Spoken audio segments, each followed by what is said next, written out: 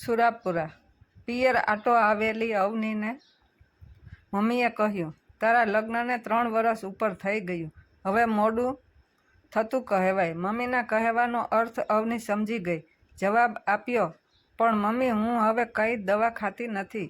થોડી વાર મૌન છવાયેલું રહ્યું. મમ્મી બોલ્યા, તમે નવા છોકરા છોકરીઓ જરાક વધુ ભણી જાવ એટલે રીત રિવાજમાં કંઈ માનો નહીં. કુમાર પણ એવા છે ને તારા સાસુ બિચારા શું કરે? અવની તરફ જોયા વગર એણે બોલવાનું ચાલુ રાખ્યું. લગ્ન વખતે તારા સાસુ અને કુટુંબની બાઈઓએ કહ્યું એ બધું સીધો સામાન નવી વહુ તરફથી સુરાપુરાના નિવેદ માટે આપવાનું થાય. એ તો મેં આપ્યું હતું, છતાં હજી તમે સુરાપુરાને પગે લાગવા ગયા નથી કે નિવેદ કર્યા નથી.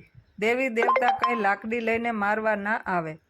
અવની પોતે હજી સગર્ભા બની નથી. એ વિશે મમ્મી શું કારણ માને છે એ સમજી ગઈ. અવની અને કુમાર પતિ પત્ની બંને ઉચ્ચ શિક્ષણ લીધેલા હતા. વર્ષો અગાઉ કુમારના દાદા શહેરમાં આવી વસ્યા હતા. ખૂબ કમાઈને સુખી થયા હતા. એના કુટુંબના સુરાપુરાનું સ્થાનક ખૂબ દૂરના મૂળ વતન તરફના નાના ગામડામાં હતું. કુમાર નાનો હતો ત્યારે એકવાર મમ્મી પપ્પા સાથે ત્યાં ગયો હતો. પરંપરાથી ચાલી આવતી રીત પ્રમાણે લગ્ન પછીના નિવેદ કરવા બહુ આસ્થા ન હોવાથી પતિ પત્ની ગયા ન હતા. કુમારના મમ્મીને પણ આ બાબતે મનમાં કચવાટ રહેતો. પિયરમાંથી આવીને અવનીને પતિ સાથે ચર્ચા થઈ. કુમારે કહ્યું, આપણે શહેરમાં જન્મ્યા ઉછર્યા એટલે આવી વાતોમાં શ્રદ્ધા ન હોય, પણ હવે વડીલોના સંતોષ ખાતર પણ નિવેદ કરવા જઈ આવવું જોઈએ.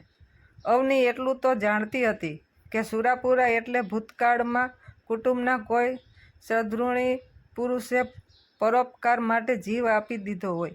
એના પાડિયાનું સ્થાપન કરીને સારા પ્રસંગે પૂજા નિવેદ કરાતા હોય. ઘરમાં ચર્ચા વિચારણા કરીને સુરાપુરાના નિવેદ માટે જવાની ગોઠવણ થઈ ગઈ. અગાઉથી જાણ કરી દીધી હતી એવા એક દૂરના કુટુંબીને ઘરે ઉતારો કર્યો. એક અલાયદી જગ્યાએ સુરાપુરાનું નાનું મંદિર અને બહારથી આવતા લોકો રસોઈ કરી શકે, ઉતારો કરી શકે એવા ઓરડો રસોડું પણ હતા.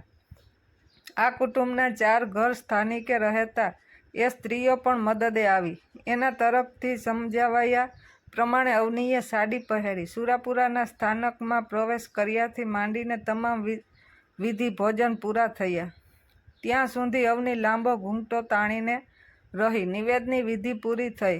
બંનેએ બધાનો આભાર માની રજા લીધી. થોડા મહિનાઓ બાદ અવનીએ પતિને સારા સમાચાર આપ્યા. આનંદ અને પ્રેમની અભિવ્યક્તિમાં ઘણી બધી મૌન ક્ષણો વીતી ગઈ. અવની બોલી, કંઈ સમજ ના પડે એવી વાત છે. પથ્થરને પૂર્વજ રૂપ માનીને એ જૂના વખતની રીતે આ માન્યા રાખીને આશીર્વાદ માંગ્યા અને ફળ્યા પણ ખરા. કુમારે કહ્યું, હું જોતો હતો ત્યાંથી આવ્યા પછી તું બધું પ્રફુલ્લિત લાગતી. એ પ્રફુલ્લ મન અને મગજે શરીરના બીજા અંગોને પ્રભાવિત કર્યા હોય એવું પણ હોઈ શકે. દેવી શક્તિમાં આસ્થા શ્રદ્ધાની શરીર પર પડતી અસરો વૈજ્ઞાનિક રીતે નકારી ના શકાય. અવની બોલી, અને તે દિવસ પછી મમ્મી પણ મારી સાથે ખાસ રીતે વર્તે છે. એના તરફથી અને મારી મમ્મીના તરફથી કંઈક માનસિક ઉર્જા તરંગો મને મળ્યા હોય. એ પણ શક્ય જ છે ને. પણ જવા દો એ બધી વાતો. હું આજ ખૂબ ખુશ છું. એક ચોખવટ કરી દઉં. હું નવી હતી ત્યારે મમ્મીએ મારા ફેશનવાળા કપડાં પર ટકોર કરી હતી કે તારા સસરાને આવા શરીર દેખાય એવા કપડાં પસંદ નથી. પણ એ વખતે એ વાતને મેં મારી સ્વતંત્રતા પર તરાપ સમજીને ધ્યાન આપ્યું ન હતું.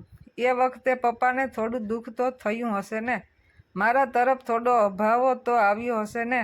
પણ હવે સમજાય છે કે એક પથ્થર રૂપ વડીલ સામે આ માન્યા જાળવવામાં મારી સ્વતંત્રતાને કંઈ થયું નહીં. ઉલટાનું ઘૂંઘટો તાણવામાં મજા આવી.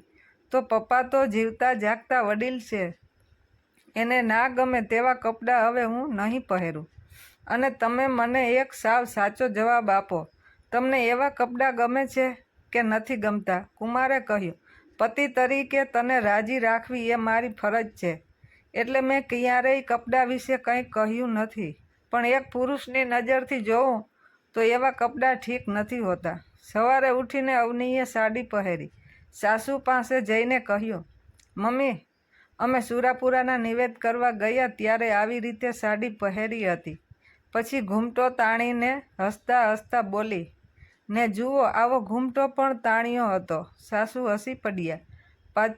પાછી અવની બોલી, મમ્મી કહો જોઉં હું આજે આટલી બધી ખુશ કેમ હોઈશ? વાત સમજી ગયેલા સાસુએ અવનીને બાથમાં લઈ લીધી.